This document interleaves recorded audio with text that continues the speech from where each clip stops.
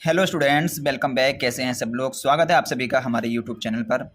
तो डिस्कस करेंगे आज 12 अप्रैल 2022 के पेपर के बारे में। जैसे कि आपको पता है कि 12 अप्रैल को हमारा गणित का पेपर था, हाई स्कूल का।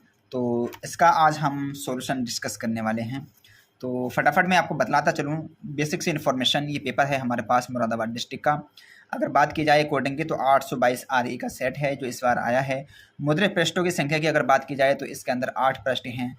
अब 8 पृष्ठ होने का मतलब आप ये मत समझिएगा कि बहुत ज़्यादा इसके अंदर क्वेश्चन पूछे गए होंगे, ऐसा नहीं है। इस बार पेपर को बाइलिंगुअल बनाया गया है, यानी कि हिंदी और इंग्लिश में पेपर को बनाया गया है। तो मैं आपको दिखाऊंगा लास्ट में इंग्लिश वर्जन। इससे पहले कि हम आपको इंस्ट्रक्शन दिखा देते हैं, आप इंस्ट्रक्शन पढ़ लीजिए। मैंने आपको ये इंस्ट्रक्शन पहले भी बता चुका हूँ। और इसके बाद में हम बात करेंगे क्वेश्चन नंबर 1 की। क्वेश्चन नंबर 1 में हमसे पूछा गया है प्रत्येक खंड के उत्तर के लिए 4 विकल्प दिए गए हैं, जिनमें से केवल एक ही सही है। सही विकल्प छांटकर उसे अपनी उत्तर पुस्तिका में लिखिए। पहला सवाल है, दिया गया है लैसे 132 और 288 का जो लैसे है वो 3168 है। तो आपको बताना है 132 और 228 का में से कितना होगा। तो इसका जो सही आंसर होगा वो होगा 12। मैं फिलहाल आपको इसका सोल्यूशन बताता चलूँ। देखिएगा, सवाल कुछ इस तरीके से हमें करना था। 132 के अगर हम फैक्टर करते तब हमारे पास फैक्टर बनेंगे 2 गुणा 2 गुणा 3 गुणा 11। और 288 के फैक्टर बनेंगे 2 गुणा 2 गुणा 2 गुणा 2 गुणा 2 गुणा 3 गुणा 3। इसको हम लिख सकते हैं, ऊपर वाली संख्या को लिख सकते हैं 2 की पावर 2 गुणा 3 गुणा 11। और नीचे वाले को लिख सकते हैं 2 की पावर 5 गुणा 3 3 की पावर 2।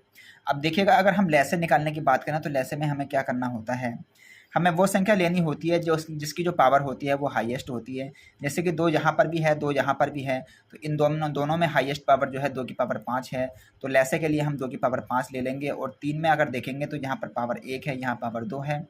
तो 3 की पावर हम 2 ले लेंगे। और उसके बाद में बचेगा हमारे पास 11। 11 हमारे पास कॉमन तो नहीं है, लेकिन शेष बची हुई टर्म को भी हम ले लेते हैं। तो इस तरीके से हमारे पास जो सॉल्यूशन बनता है 2 की पावर 5 का मान 32 होगा, 3 की पावर 2 का मान 9।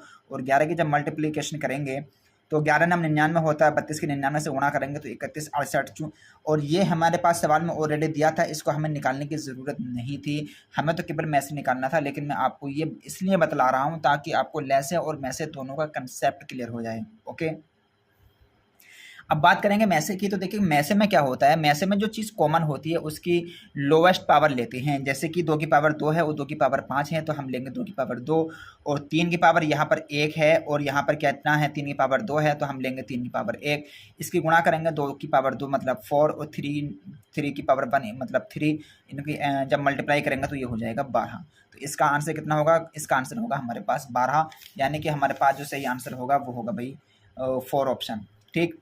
अब बात करते हैं द्विघात समीकरण 3x² माइनस 4x प्लस 4 बराबर 0 का जो विविक्तर है, विविक्तर कितना होगा। इसका विविक्तर निकालना है। विविक्तर कैसे निकालते हैं ये आपको पता है ऑलरेडी,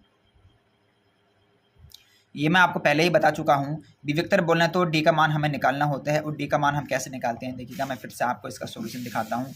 इसके सोल्यूशन के लिए मैं आपको सवाल करके दिखाता हूँ। हमारे पास सवाल था कुछ इस तरीके से, 3x² माइनस 6x प्लस 4 बराबर 0। इसकी जब हम कंपेरिजन करेंगे किससे, स्टैंडर्ड इक्वेशन होती है हमारे पास ax² plus bx plus c से। तो हमारे पास a की वैल्यू निकलेगी 3 और b की वैल्यू निकलेगी -6, c की पावर 4 वैल्यू 4 हुई। अब विविक्तर बोले तो डिस्क्रिमिनेंट कितना होता है, b² माइनस के 4 ac b का मान माइनस के 6 का स्क्वायर करेंगे तो 36। 4 की ए का मान 3 है और सी का मान 4 है। जब इसकी गुणा करेंगे तो 48 हो जाएगा। 48 में 36 घटाएंगे तो माइनस के 12 बचेगा। तो डी का मान हुआ माइनस के 12। आपको ये भी सवाल समझ आ गया होगा। इसके बाद में बात करेंगे, देखिएगा हम गैर खंड की। बिंदु है ए जिसका मान है -4,2, बी का मान है 5,6 को जोड़ने वाले रेखाखंड का जो मध्य बिंदु है वो है a/4,4। तो ए का मान हमें बताना है। तो देखिएगा इस सवाल को करने का तरीका क्या था हमारे पास। आसान सा सवाल था कोऑर्डिनेट का। इसमें हमारे पास ए का मान दिया है -4,2। तो हम इसको मान लेंगे x1, इसे मान लेंगे y1। ठीक, इसी प्रकार से x2 और y2 मान लेंगे। ठीक है, इसे हम क्या मानेंगे, x2 और y2 मान लेंगे। इसको मान लेंगे x2, इसे मान लेंगे y2। ओके, अब देखिएगा हमें निकालना था x कैसे निकालते हैं, x और y।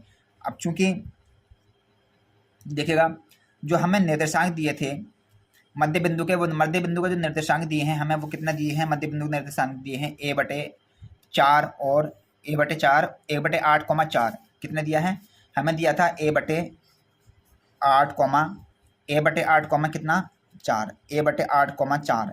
अब देखिएगा ये जो मान हुआ हमारे पास, ये तो हो गया हमारे पास x का और ये हो गया हमारे पास y का।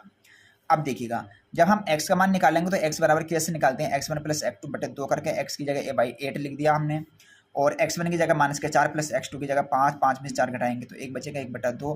x का मान, a का मान हमें निकालना था 8 एकम 8, 8 बटे 2 यानी कि 4। a का मान कितना निकल कर आया, a का मान आ गया 4। आई होप ये क्वेश्चन भी आपको समझ आ गया होगा। ये सवाल था हमारे पास निर्देशांक ज्यामिति से यानी कि कोऑर्डिनेट से। इसके बाद में हम बात करेंगे भाई, देखिएगा ये एक ट्राई से क्वेश्चन पूछा गया था, त्रिभुज से सवाल पूछा गया है, ज्योमेट्री का मान लीजिए आप इसको। इसमें दिया था यदि पी क्यू आर में पी क्यू 6√3 सेंटीमीटर है, पी आर 12 सेंटीमीटर है, क्यू आर 6 सेंटीमीटर है, तो हमें बताना है क्यू का मान क्या होगा। फटाफट मैं आपको एक ट्रायंगल बनाकर दिखाता हूँ, उसके बाद में देखिएगा मैं यहाँ पर पाइथागोरस अप्लाई करूँगा। मैंने ये ट्रायंगल बनाया है, देखिएगा पी क्यू आर, जिसमें हमें कोण क्यू के मान, क्यू के बारे में हमें बताना है। किसके बारे में बताना है, कोण क्यू के बारे में हमें आप बताना था, ठीक। कोण क्यू का मान कितना होगा। अब देखिएगा फटाफट, पी और क्यू का मान दिया था इन्होंने 6√3 और पी आर का मान दे रखा है इन्होंने 12, और हमें पी और क्यू आर का मान दे रखा था इन्होंने कितना दे रखा था भाई, देखो इन्होंने 6 सेंटीमीटर दिया था। दिया क्या क्या था इन्होंने, आप देख लेते हैं फटाफट एक बार, ठीक है। इन्होंने क्या दे रखा था, इन्होंने तीनों ही भुजाएं दे रखी थी, ठीक है। इन्होंने तीनों ही भुजाएं दे रखी हैं, पी क्यू का मान भी दे रखा है, पी आर का भी दे रखा है, क्यू आर का भी दे रखा है। अब क्यू का मान हमसे पूछ रहा है। देखिए ऐसी कंडीशन में क्या होगा, अगर मैं इसमें पाइथागोरस अप्लाई करूं तो मैं इसमें पाइथागोरस अप्लाई करूंगा भाई, पी आर का स्क्वायर बराबर पी क्यू का स्क्वायर प्लस क्यू आर का स्क्वायर। तो पी आर का स्क्वायर होगा 12 का स्क्वायर और पी क्यू का स्क्वायर होगा 6√3 का स्क्वायर प्लस क्यू आर का मतलब 6 का स्क्वायर। तो इसका मैं स्क्वायर करूंगा तो 6 छंग 36 होता है, गुणा में 3 आ जाएगा, 6 छंग 36 होगा। अब मैं इसकी देखो कि यहाँ से मैंने 36 अगर कॉमन लिया तो 3 इंटू 3 प्लस 1 हमारे पास बचेगा। 3 प्लस 1 का मतलब 4, 4 की 36 से गुणा करेंगे तो 144, और 12 का स्क्वायर भी 144 होता है, उधर ही वैल्यू 144 बची। इसका मतलब ये हुआ कि यहाँ पर पाइथागोरस बिल्कुल फिक्स बैठ रहा है। पाइथागोरस क्या है भैया, पाइथागोरस यहाँ पर बैठ रहा है फिक्स। अगर पाइथागोरस फिक्स बैठता है तो इसका मतलब क्या होगा, इसका मतलब ये होगा कि जो एंगल क्यू होगा भैया, एंगल क्यू होगा हमारे पास 90 डिग्री का। एंगल क्यू कितना होगा, 90 डिग्री का। तो आई होप ये सवाल भी आपको समझ आया होगा। अब देखिएगा मैं एक और सवाल आपको दिखाता हूँ, इसका जो लास्ट सवाल है ऑब्जेक्टिव में। सवाल कुछ इस तरीके से था, यदि कोस थीटा बराबर साइन थीटा और थीटा का जो मान है 0 डिग्री से बड़ा है और 90 डिग्री से छोटा है तो कोण थीटा का मान बताइए। अब देखिए पूरी ट्रिग्नोमेट्रिकल जो हमारे पास टेबल होती है उसमें एक साइन और कोस में एक थीटा मतलब 45 डिग्री का मान ही एक ऐसी वैल्यू होती है जहाँ पर साइन और कोस के मान आपस में बराबर होते हैं। तो इसको करने की वैसे कोई ज़रूरत नहीं थी, लेकिन समझने के लिए आप इसको कर सकते थे कि साइन थीटा बराबर कोस थीटा, तो कोस 45 और साइन 45 आपस में बराबर होते हैं, इसलिए थीटा का जो मान होगा वो 45 डिग्री होगा। कोस मतलब कोस 45 डिग्री पर, मतलब जो थीटा है 45 डिग्री पर कोस और साइन दोनों में आपस में जो बराबर होती हैं, ठीक है। दोनों की वैल्यू कितनी होती है, बराबर होती है, यानी कि इसको हम कह सकते हैं 1/√2। तो ये वैल्यू होती है 45 डिग्री की। ओके, तो ये सवाल भी आपको समझ आ गया होगा। अब देखिए इसके बाद में एक और छोटा सा सवाल पूछा गया था, एक वृत्त का परिमाप और क्षेत्रफल संख्यात्मक रूप से समान है तो उस वृत्त की त्रिज्या कितनी होगी। अब फटाफट मैं आपको ये सवाल दिखाता हूँ। देखिएगा बहुत आसान से सवाल पूछे गए थे इस बार। देखिएगा ये हमारे पास वृत्त है, वृत्त का परिमाप कितना होता है भाई 2πr, और वृत्त का क्षेत्रफल कितना होता है πr²। अब चूंकि प्रश्न के अगर अकॉर्डिंग हम बात करें तो 2πr और πr² आपस में बराबर हैं, तो देखिएगा पाई से पाई कट जाएगा, आर से एक आर कट जाएगा, तो 2 बचेगा, 2 बराबर कितना आर, यानी कि आर का मान कितना होगा 2 सेंटीमीटर। और ये हमें सवाल में दिया था, ठीक है, ये हमें सवाल में दिया था। अब देखिएगा इसके बाद में हम बात करते हैं क्वेश्चन नंबर 2 की।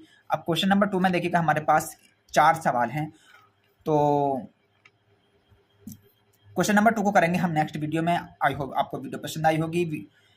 वीडियो आपको पसंद आई हो तो वीडियो को लाइक करना बिल्कुल मत भूलिएगा, और चैनल को अभी तक आपने सब्सक्राइब नहीं किया है तो चैनल को अभी सब्सक्राइब कर लीजिए, ताकि ऐसी आने वाली जो वीडियो हैं उनकी नोटिफिकेशन आपको समय समय पर मिलते रहें। तो चलिए हंसते रहिए, मुस्कुराते रहिए, अपना ख्याल रखिए। Bye bye, take care. मिलते हैं नेक्स्ट वीडियो में। Thanks for watching this video and bye bye, take care.